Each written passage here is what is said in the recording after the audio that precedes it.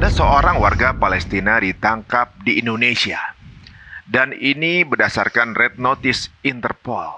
Pasti ini sesuatu yang serius. Ini lagi heboh dan viral karena penangkapan seseorang yang bernama Abdul Karim Raid Migdad. Ya, kata Allah beliau seorang warga Palestina. Sumber keamanan dan intelijen itu bicara ke saya bahwa dia ditangkap di sebuah hotel di Bekasi, di kamar hotel. Ini informasi yang saya peroleh ya. Terus dia itu udah tinggal 5 tahun, punya KTP Indonesia, punya SIM Indonesia, punya kartu identitas di Malaysia, dan punya kartu identitas Turki. Jadi yang menurut red notice dia memang anggota Hamas.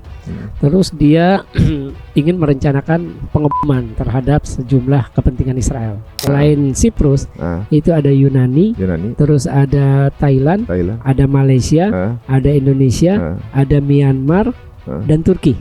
Lalu terus ngapain ngebom di Indonesia dia? Nah itu.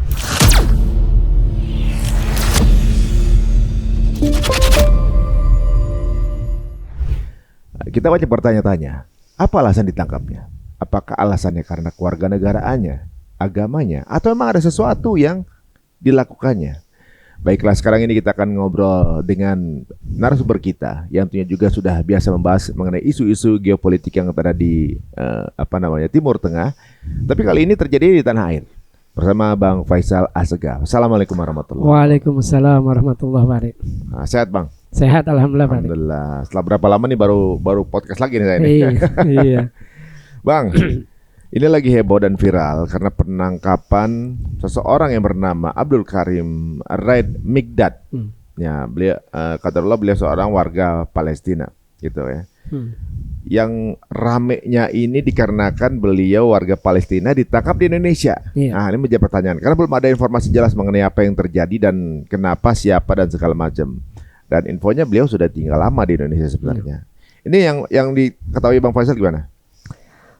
Ya, jadi memang waktu pas dapat kabar penangkapan itu akhir pekan lalu itu kan itu Jumat kalau nggak salah. Sabtu saya baru nulis. Itu jadi sumber keamanan dan intelijen itu bicara ke saya bahwa dia ditangkap di sebuah hotel di Bekasi, di kamar hotel. Ini informasi yang saya peroleh ya. Terus dia itu udah tinggal 5 tahun, punya KTP Indonesia, punya SIM Indonesia, punya kartu identitas di Malaysia, dan punya kartu identitas Turki. Terus dia punya istri orang Palestina, punya anak 8. Jadi udah 5 tahun tinggal di Indonesia. Makanya kita lihat ketika dia laporan dari Dewan Jenewa untuk hak dan kebebasan, itu kan Geneva Council for Rights and Liberation kan. Itu dia bilang dia sempat nelpon Sabtu pagi ke keluarganya di Jakarta minta agar barang-barang pribadinya diambil di kantor Interpol Indonesia, NCB Interpol Indonesia. Nah, terus yang saya dapat lagi nih informasinya dari versi itu ya, keamanan dan intelijen itu bahwa dia punya 3 apartemen. Itu di Bintaro, terus Puri Kembangan dan Tangerang Selatan. Terus kalau sumber saya di Hamas bilang dia itu memang punya ketertarikan. Kan saya tanya apa sih dia pekerjaannya atau bisnisnya, dia bilang di sana. Kenal, ya emang orang Hamas. Oh gitu ya. Iya. Jadi dia bilang dia punya ketertarikan di bidang pendidikan. Nah, saya nggak tahu apa itu. Apakah sekolah atau pesantren atau gimana. Cuma dia cuma bilang gitu, bisnis. Saya tanya pekerjaannya atau bisnisnya apa. Dia bilang dia punya ketertarikan di bidang pendidikan. Nah, informasi 5 tahun anak itu saya dapat dari orang Hamas. Dan dia rumahnya itu ini yang berbeda, saya juga kaget. Kalau menurut dokumen yang disita oleh Densus, dia itu kelahiran tepi barat tahun 1985. Artinya umurnya baru 41. Nah, tapi kalau menurut orang Hamas itu sumber saya, dia itu tinggal di kota Gaza, tidak jauh dari rumah sakit Syifa. Rumah sakit Syifa di kota Gaza. Nah, jadi menurut red notice itu bahwa dia itu menjadi buronan itu karena dia merencanakan serangan terhadap kepentingan Israel. Nah, terus ada informasi dari jadi yang menurut Densus itu dari notice itu, red notice, dia memang anggota Hamas. Terus dia ingin merencanakan pengeboman terhadap sejumlah kepentingan Israel di 6 negara. 6 negara yang dimaksud itu negaranya apa aja? Yang menurut hasil penyelidikan kepolisian Siprus. Selain Siprus, itu ada Yunani, terus ada Thailand, ada Malaysia, ada Indonesia, ada Myanmar, dan Turki. Jadi itu perencanaan pengeboman yang didalangi oleh Mikdad. Ini menurut hasil penyelidikan kepolisian Siprus. Yang ada kaitannya dengan aset Israel di negara tersebut, berarti maksudnya itu kan akan mengebom daerah aset Israel di negara tersebut kan? Iya. Kalau Siprus kan punya diplomatik, ada kedutaan besar. Turki juga sama, ada kedutaan besar. Berarti. Thailand juga ada. Ada Thailand. Ada Thailand ada. Nah, terus kalau Myanmar, terus Yunani ada. Yunani ada. Nah, Myanmar, Malaysia, Indonesia nggak ada. Setahu saya sih Myanmar nggak punya hubungan diplomatik. Nah, terus ngapain ngebom di Indonesia dia? Nah, itu saya nggak tahu. Apakah ada informasi mengenai yang ada kaitannya dengan Israel kan kita nggak tahu. Atau dianggap misalkan kita tahu kan ada gerakan BDS boykot. Apa sih perusahaan-perusahaan ya apapun itu makanan atau apa yang ada kaitannya atau sahamnya dimiliki Israel. Nah itu bisa jadi itu mungkin. Makanya ada 3 negara lagi, ada Malaysia, Thailand, Malaysia, Indonesia dengan Myanmar. Bisa jadi itu. Jikapun itu tentunya juga ya misalnya ditangkap sebelum kejadian, akan membuat nama baik itu juga lebih bagus. Soalnya kan kalau misalnya sampai kejadian, seolah-olah nama baik Palestina juga akan tercoreng. Karena kan ketika melakukan itu orang Indonesia juga ikut kena. Ini benar. Asetnya udah aset masyarakat misalnya kan gitu kan. Gitu. Kalau dilakukan di Israel dan juga negara-negara asetnya mungkin lain cerita ya. Ini kalau udah di Indonesia tentu juga kita harus menjaga kedaulatan kita juga gitu. Iya, benar. Dan dia salah satu tugasnya merekrut orang-orang itu. Merekrut orang-orang untuk melaksanakan rencana itu. Nah, jadi hasil investigasi polisi Siprus kan dia kan ditangkap 16 Juli sekitar jam 9 atau 10 pagi. Ya, saya dapat itu berarti hari apa? Hari Kamis. 16 Juli hari Kamis. Itu di sebuah hotel di Bekasi. Nah, besoknya pokoknya dalam 24 jam lah dia langsung diekstradisi ke Siprus. Sekarang udah di Siprus dia? Udah di Siprus. Makanya Sabtu itu menurut laporan dari Dewan Jenewa tadi untuk hak dan kebebasan, dia udah nelpon keluarganya di Jakarta. Bahwa minta tolong ambil dia ngasih tahu dalam keadaan sehat ke keluarganya. Jadi dia dikasih kesempatan nelpon sama polisi di Siprus. Dan dia minta keluarganya di Indonesia untuk ngambil barang-barang pribadinya. Artinya dia ketika ditangkap dia nggak bersama keluarganya. Itu tadi di hotel. Barang-barangnya ditinggal. Diambil di kantor Interpol. Karena kan yang nangkep kan Densus diserahin ke Interpol kan. Karena ini kan hubungan dari Interpol ke Interpol. Nah jadi Pak Ari, dia nggak ada kaitannya dengan aktivis. Karena kan kalau keterangan tadi saya baca di kompas.com dari sekretaris NCB-nya Interpol Indonesia, Brigjen saya lupa. Brigjen Untung Widiatmo kalau nggak salah. Namanya Untung. Iya, Brigjen Untung. Itu dia bilang ke kompas.com, penangkapan red notice itu kita nggak bisa nangkap orang karena dia ustadz atau agama, karena agamanya, karena rasnya, atau karena politik, atau karena aktivis rasnya. Jadi murni artinya penangkapan itu masalah terorisme, karena yang nangkap juga Dentasmen Khusus 88 ya benar. Nah hasil investigasi polisi Siprus sudah keluar, tadi saya baca. Jadi dia itu adalah dalang, dia perencana berdasarkan kesaksian dari 3 orang Palestina yang ditangkap. 2 ditangkap di Siprus, 1 ditangkap Yunani, orang asli Palestina. Terus bilang kalau asalnya dari Palestina. Mikdad ini ada di Indonesia. Mikdadnya, iya. Mikdad ini ada di Indonesia. Kalau nggak salah ditangkapnya Juni kali ya. Saya lupa. Kalau nggak salah ditangkap bulan lalu. Jadi 3 orang ini memberikan keterangan Mikdad lah yang ngerekrut mereka. Karena memang di red notice itu dibilang dia perencana, dia yang bertugas merekrut orang-orang untuk melaksanakan rencana pengeboman itu. Jadi 3 orang ini udah dalam proses persidangan di Siprus karena ditangkapnya bulan lalu. 3 orang ini asalnya sama-sama kayak Mikdad, orang Palestina. Jadi itu ditangkap. Nah, mengenai kecurigaan bahwa kan ini khawatirnya orang kan banyak kayak keluarganya juga udah ngeluarin pernyataan. Nanti dia bisa diserahkan Israel. Ya kemungkinan itu sih kalau saya melihat kecil ya. Kenapa kecil? Karena proses peradilannya kan di Siprus. Bukan proses sebelum diadil peradilannya murni kasus ini di Siprus, bukan dipindahin ke Israel. Artinya kalau orang diadili di sebuah negara, ya dia nggak mungkin dipenjara di negara lain. Logikanya gitu.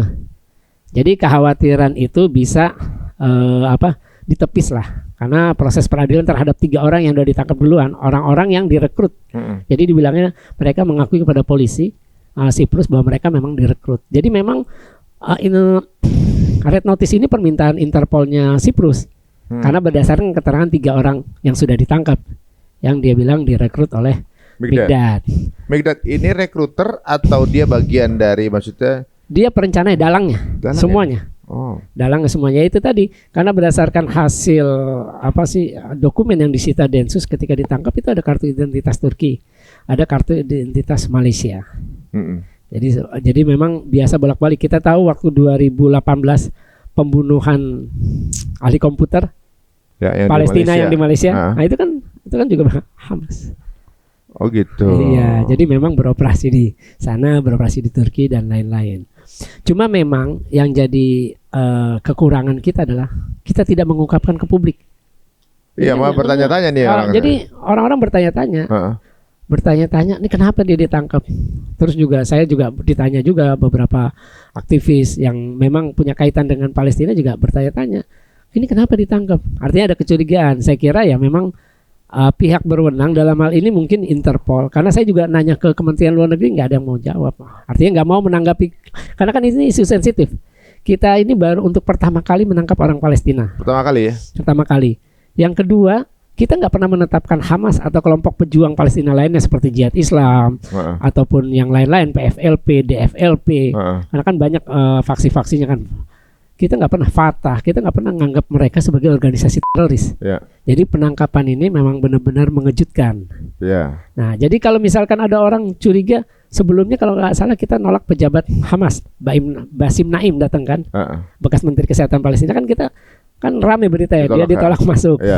Nah, kalau misalkan tidak ada penjelasan kepada publik, ya ini artinya kita membiarkan isu sensitif ini terus bergulir. Karena ini perlu penjelasan kepada publik, karena dia ditangkap di Indonesia, di negara mayoritas Muslim, yang mayoritas ya termasuk non Muslim pasti ada yang mendukung perjuangan bangsa Palestina. Jadi kan pasti orang bertanya-tanya, terkejut. Di media Palestina pun dibahas ini di Quds Newsnet. Apa katanya di situ? Ya intinya mereka mengutip dari Dewan Jenewa itu bahwa mereka khawatir bahwa ini bisa diserahkan ke Israel. Mereka juga mengutip pernyataan keluarga di Palestine Chronicle juga itu. Nah, jadi memang itulah kekhawatiran. Nah, makanya perlu penjelasan kenapa orang ini ditangkap. Nah, yang saya jelaskan tadi ke Pak Ari itu berdasarkan berita yang hasil investigasi dari kepolisian Siprus bahwa dialah dalang yang merekrut, yang merencanakan pengeboman untuk kepentingan Israel di 6 negara yang bisa saya sebut tadi, di Siprus, terus di Indonesia, di Malaysia, Indonesia termasuk. Cuma saya nggak tahu di situ ya menurut hasil targetnya. Menurut hasil investigasi kepolisian Siprus dari berita yang saya baca itu tadi. Jadi kan ini aset-aset Israel yang ada di negara tersebut ya. Kayaknya kalau di Indonesia kan sedikit nih. Gitu.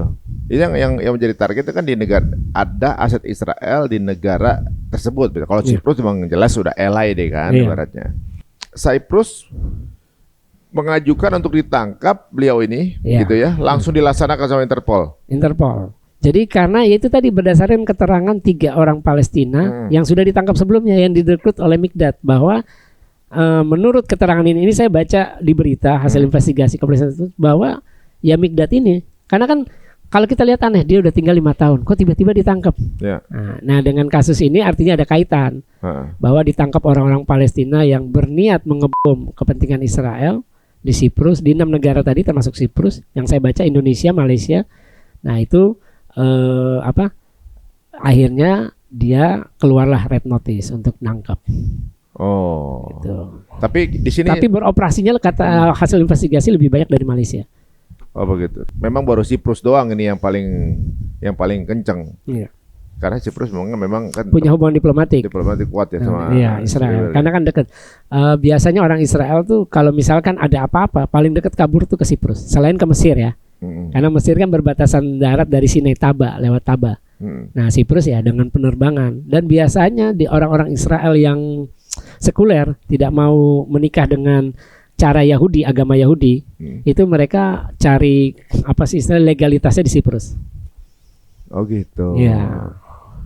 Nah kalau sekarang kalau kita lihat nih, Ya Siprus nih negara kecil lah sebenarnya ya. Dia minta red notice penangkapan langsung dikejar gitu. Sedangkan Netanyahu itu udah red notice itu. Berapa negara tuh yang bilang Iya. sampai sekarang nggak ditangkap-tangkap. Ya itulah emang. Perbedaan treatment ya. Iya, perbedaan perlakuan ini. Iya, ini ada beberapa hal yang tentunya juga mungkin ini ya karena juga beritanya itu nggak ada rilis resmi yang apa namanya menggamblangkan nih kenapa apa yang mau dilakukan segala macam kan, maksudnya yang terbuka resmi dari pemerintah kah, kepolisian kah, atau juga mungkin dari Siprusnya kan, yang mau dilakukan itu kemana, ngapain, apa segala macam itu kan nggak rilis, jadi orang aja berprasangka jadi kemana-mana. Iya, makanya sebenarnya tadi seperti saya bilang kekurangan harusnya NCB Internasional Interpol Indonesia menggelar jumpa pers menjelaskan karena kan isu ini sangat sensitif. Karena kita tahu banyak orang Indonesia, banyak LSM Palestina, aktivis individu yang pro Palestina juga banyak. Bahkan kita tahu kemarin kasus Global Sumut Flotilla, terus sebelumnya yang darat, itu kan yang lewat Mesir juga nggak bisa masuk. Itu kan artinya ketika isu Palestina apapun berkaitan dengan Palestina itu cepat di Indonesia nyebar. Iya, pasti itu akan cepat. Dan ini saya disebutkan di sini ketika sampai di Siprus bisa jadi dia akan langsung dikirim ke Israel. Kemungkinan itu ada. Nah, dan itu bisa dibolehkan. Ya, saya baca itu juga ke Siprus atau dengan mudah bisa diekstradisi ke Israel. Bisa jadi karena bisa kan jadi. buat Israel sangat berkepentingan. Bisa jadi Israel menggunakan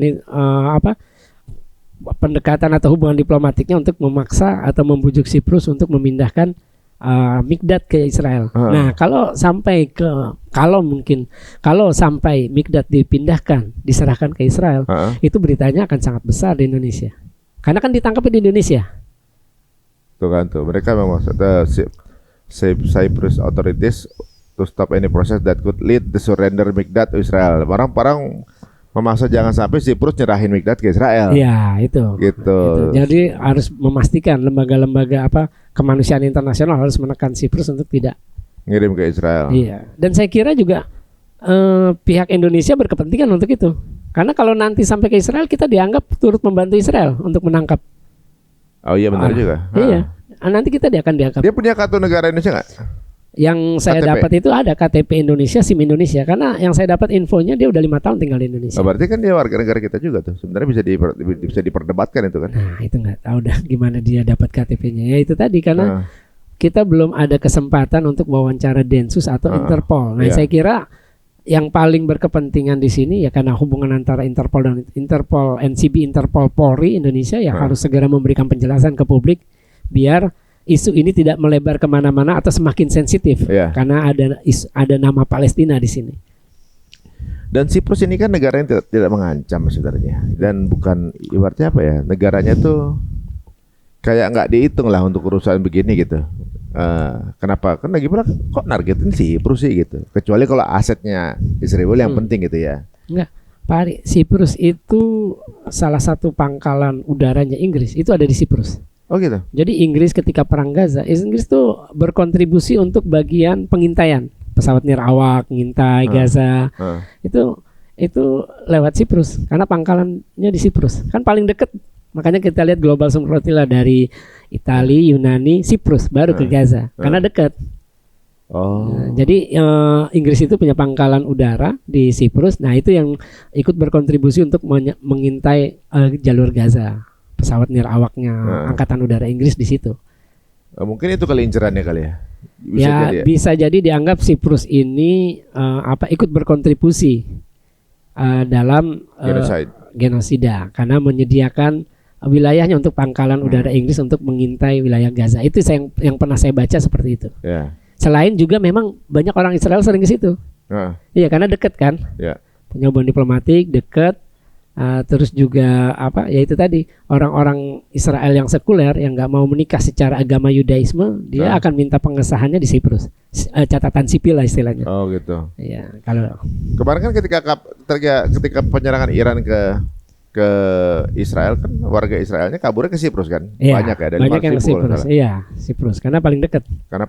Dan yang kemudian keluar berita bahwa siap-siap Siprus akan jadi Israel juga gitu. Iya. Kayak seperti di Palestina, nampung warga Israel jadi Israel. Iya. Gitu kan. Mau jadi di Israel. Sekarang Siprus juga menampung begitu sebentar lagi katanya. Iya, iya. Nah, sekarang ini teman-teman ini belum ada rilis resmi ya, dan ini berita yang terdekatnya baru kita dengar barusan ya. Ini sebuah red notice di mana berarti Mikdad ini dianggap mengancam bagi kepentingan Israel ya. Iya. Dan Siprus tentunya juga. Iya, dan Siprus karena kan yang diincar salah satu dari 6 negara itu salah satunya Siprus. Siprus ya. Jadi rencana pengeboman kepentingan Israel di 6 negara termasuk Siprus. Dan pasti ada kemungkinan juga beliau bisa jadi akan digeser ke Israel. Tapi sampai sekarang belum ketahuan posisi di mana ya? Posisi di Siprus. Masih di Siprus. Makanya kan hari Sabtu itu dia boleh nelpon. Dia bilang saya di Siprus, cuma dia nggak cerita ke keluarganya. Bagaimana dia bisa sampai di Siprus? Cuma pihak keluarga udah mengeluarkan pernyataan. Mereka menyesalkan tindakan pemerintah Indonesia. Ya saya nggak tahu ya, apakah Interpol ketika menindaklanjuti ini perlu berkonsultasi dengan Kementerian Luar Negeri karena ada isu Palestinanya. Nah itu saya nggak ngerti. Kayaknya perlu juga nih kayak kita ketemu sama keluarganya ngobrol kehidupan sehari-hari gimana sih Pak Mikdad ini gitu. Ngapain gitu kan? Pasti sensitif. Sensitif saya sih ya? belum dapat di mana keluarga tinggal itu saya belum dapat informasinya. Tapi mungkin Densus sudah punya karena kan dia menyita KTP. Terus juga SIM-nya. Kalau menurut yang saya dapat informasi seperti itu.